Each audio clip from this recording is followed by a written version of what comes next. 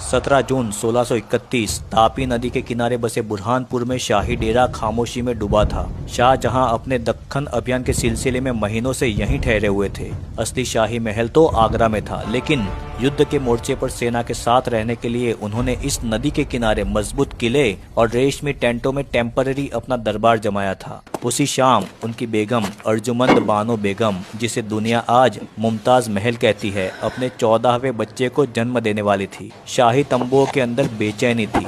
नाजुक कंबलों में ढका शाही कमरा दाइयों की भागदौड़ और हकीमों की फुसफुसाहट से कांप रहा था। मुमताज की तबीयत अचानक बिगड़ गई थी, क्योंकि डिलीवरी के टाइम खून ज्यादा बह गया था। शाही हकीमों ने अपने हर नुस्खे, हर दवा आजमाई, मगर राहत ना मिली। हर खबर शाहजहां तक पहुंचती रही। शाहजहां उस टाइम किले से कुछ मील दूर सेना की तैनाती देख रहे थे।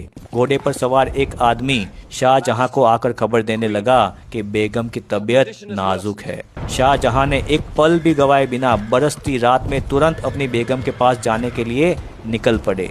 बादशाह का काफिला गड़गड़ाती बिजली की रात में रेत और कीचड़ को चीरते हुए आगे बढ़ रहे थे और थोड़ी दूर से शाही डेरा दिखने लगा था। अब शाहजहां तंबू तक पहुंच गए थे, लेकिन जब वो उस रेशमी तंबू में दाखिल हुए तो सब कुछ थम चुका था। मुमताज को सफेद कपड़े में ढका हुआ था, आंखें बंद थी, होठों पर आधी सी मुस्कान जमी हुई थी, जैसे नींद में हो।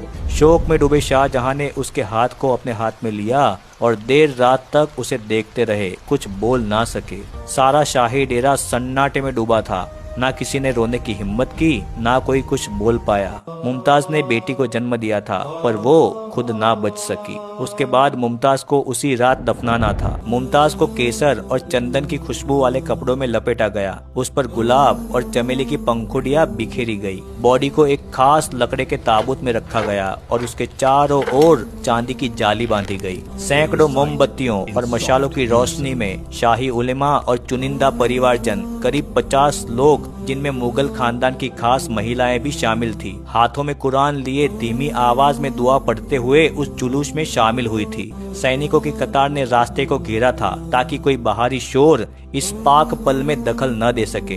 रात की नमी और तापी नदी की ठंडी हवा के बीच ताबूत को बाग के सेंटर में लाया गया, जहां एक कब्र ऑलरेडी खोदी जा चुकी थी। ताबूत को आराम से कब्र में उतारा गया। शाहजहां के खास वजीर ने उसकी ओर से मिट्टी की पहली परत डाली, फिर सब ने मिट्टी डाल के कब्र को भर दिया। चारों ओर चंदन और इत्र छिड़का गया और ऊपरी सतह पर लाल रेत और फूलों की चादर बिछाई गई। इस तरह से बुरहानपुर में शाही बाग जैनाबाद में मुमताज को दफनाया गया। ये बस एक टेम्पररी मकबरा था, क्योंकि शाहजहां जान चुके थे कि ये